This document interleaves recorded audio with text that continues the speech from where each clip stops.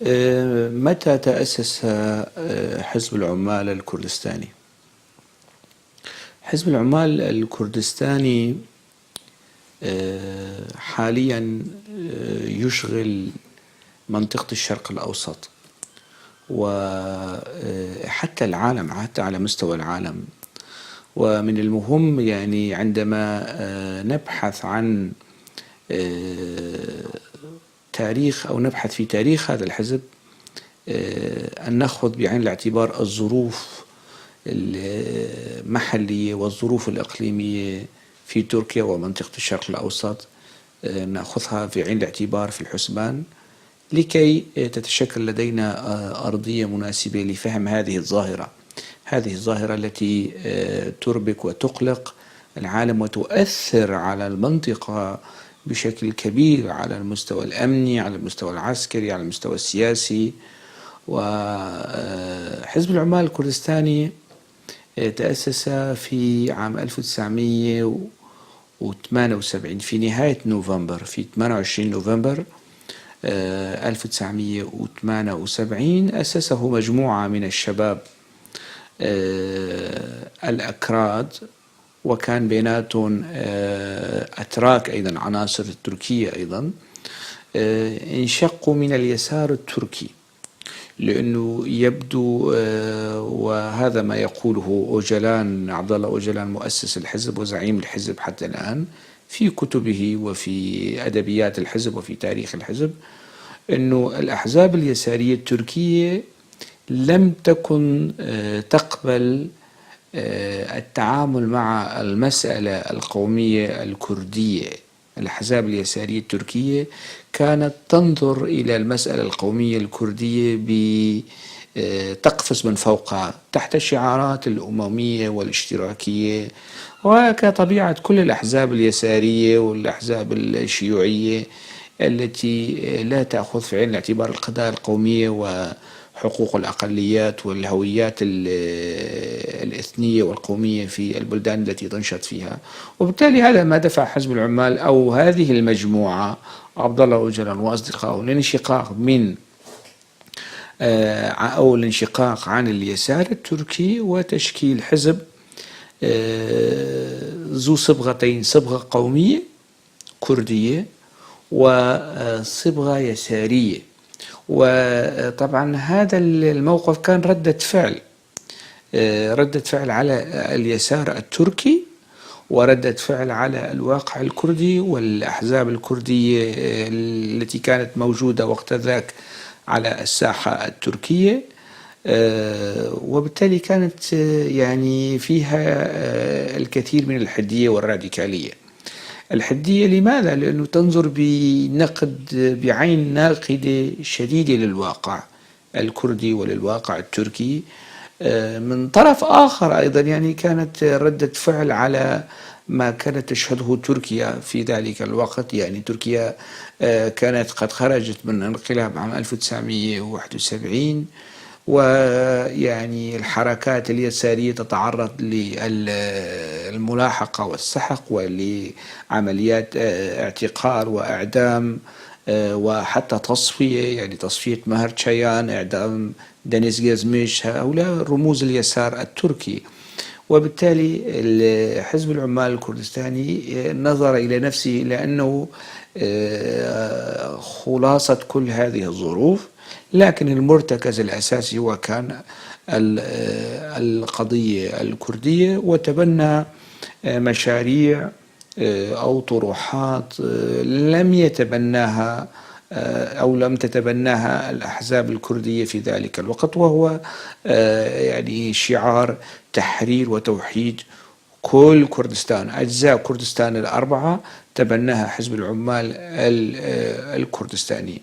التأسيس كان في المؤتمر التأسيسي الأول لحزب العمال الكردستاني كان في قرية فيس.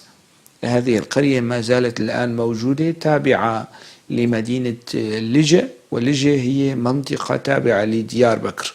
في منطقة ديار بكر كبرى المدن الكردية في جنوب شرق تركيا. ديار بكر التي يعتبرها الأكراد يعني عاصمة كردستان تركيا هناك تأسس حزب العمال الكردستاني، وحتى الآن يعني مدينة ديار بكر تعتبر من إحدى المعاقل يعني الكبيرة والمهمة والاستراتيجية للحزب.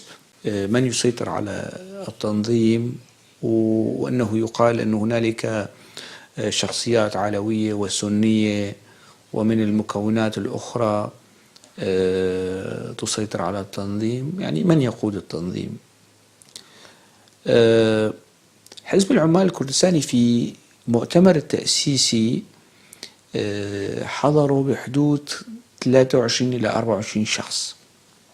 كان هنالك حضور نسائي، وكان هنالك حضور متنوع على مستوى القومي، أكراد وأتراك، على مستوى الطائفي أكراد علويين وأكراد سنة.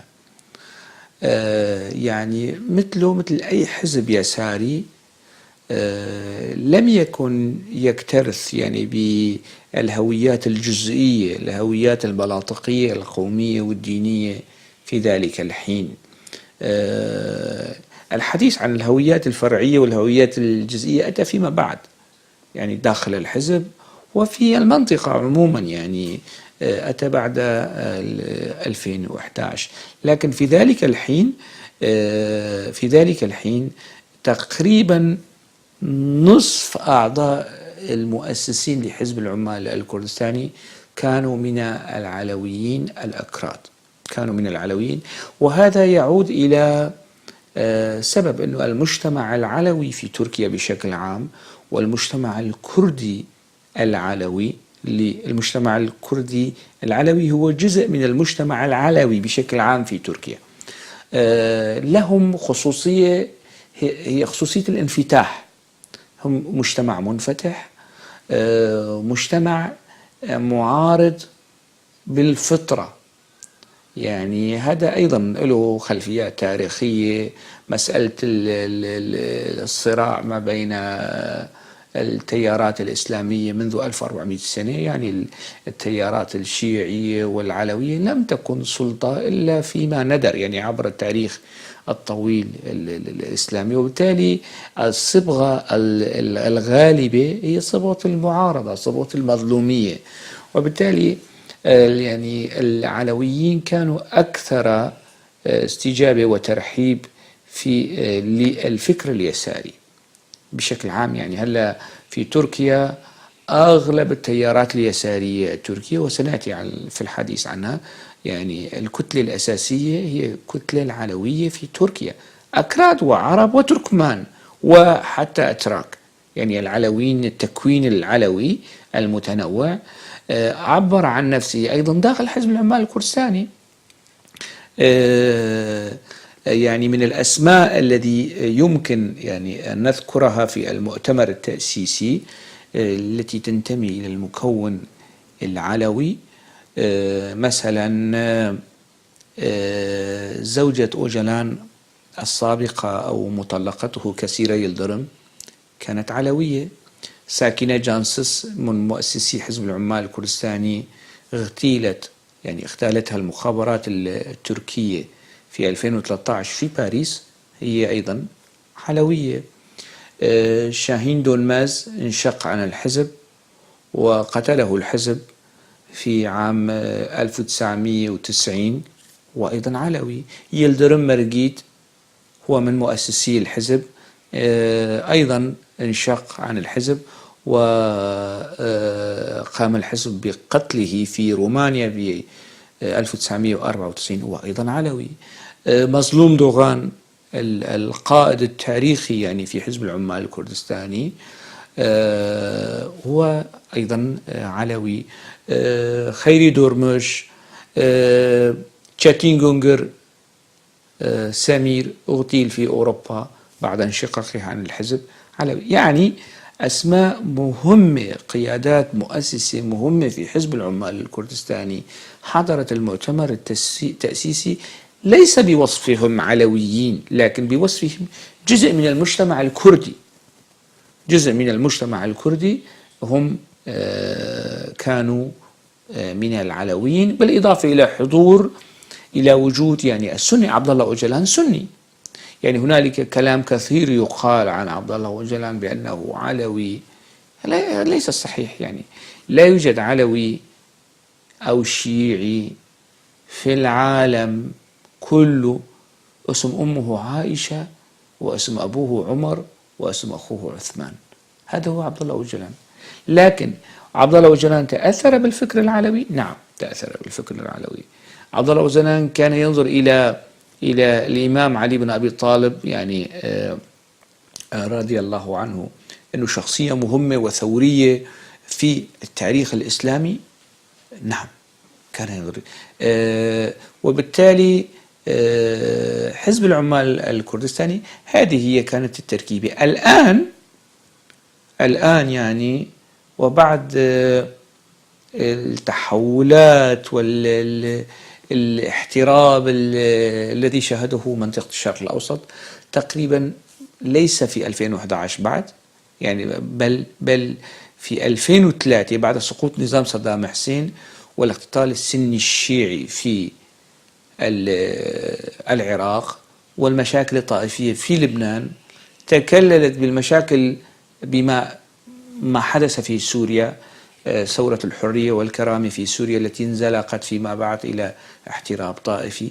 كل هذه الأزمات والاحترابات الأهلية الداخلية التي كانت على أساس طائفي عززت أو أيقظت النعرات الطائفية حتى عند الأشخاص الأكثر علمانيين، يعني مش بس لدى حزب العمال الكردستاني، لدى تيارات وشخصيات ثقافية أخرى كانت تزعم الليبرالية والحداثة والعلمانية، لكن ظهر أنه هنالك ميل للهوية الطائفية لديها. وحزب العمال الكردستاني هو ليس استثناء من هذه الحالة، يعني من حالة التركيبة المعقدة. يعني هذا هو الواقع الكردي، يعني هذا هو التنوع الموجود في المجتمع الكردي: أكراد سنة، أكراد علويين، أكراد إيزيديين. يعني عبر عن نفسه أيضا في المرحلة التأسيسية لحزب العمال الكردستاني، وما زال هذا الحال موجود. هنالك علامات استفهام يعني فيما يتعلق بوجود العلوية السياسية في حزب العمال الكردستاني أو في تركيا بشكل عام. هذا سنأتي يعني في الحديث عنه لاحقا. بخصوص السؤال الثالث، لماذا الإصرار على العلويين الأتراك في قيادة الحزب؟ يعني سؤال شوي غريب، يعني وما الذي يمنع العلويين يعني من أن يكونوا موجودين ضمن قيادة الحزب؟ يعني العلويين بشر، مش وحوش، يعني مش جراثيم، مش كائنات خرافية، مثلنا، ناس مثلنا من لحم ودم، وجزء ومكون من مكونات المجتمع الكردي أكيد، ويفترض أن يكونوا موجودين. يعني غياب العلويين في قيادة حزب العمال الكردستاني هو الذي ينبغي أن يثير تساؤل يعني، ويصير الاستغراب وربما الاستهجان والانتقاد. يعني احنا مثلا هلا لازم، لماذا مثلا غياب المسيحيين في قيادة حزب العمال الكردستاني أو غياب الإيزيديين في قيادة هذا الحزب؟ هذا سؤال، لأنه هؤلاء أيضا مكونات.